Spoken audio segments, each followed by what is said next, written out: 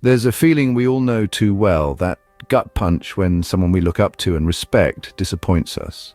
Person we thought was a guiding light turns out to be a shadow lurking in the dark. This is the story of a time when trust was betrayed, innocence robbed, and a journey of reclaiming strength was embarked upon. Picture this, it's the summer of 2020 and I was 14 years old. A time when life was all about school, friends, and figuring out who I was.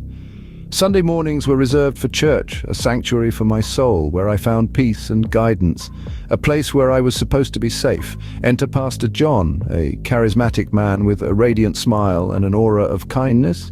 He was well respected in the community and had a way of making everyone feel seen and heard.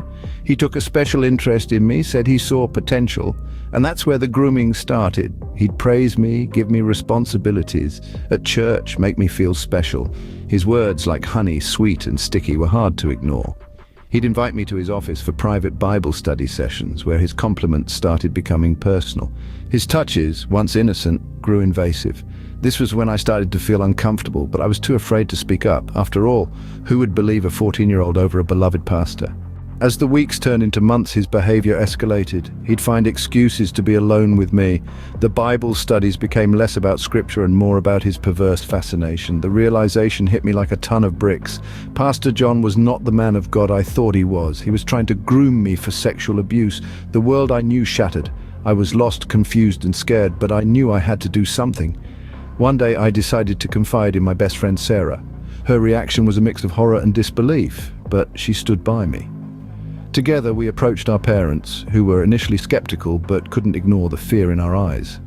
The following days were a whirlwind. The police got involved and the church was thrown into chaos. Pastor John was arrested and the truth was revealed. It was a hard pill to swallow for many who had held him in high regard. Reflecting on this journey, I realized the strength it took to reclaim my life from the claws of a predator. It was a painful lesson in trust and the abuse of power.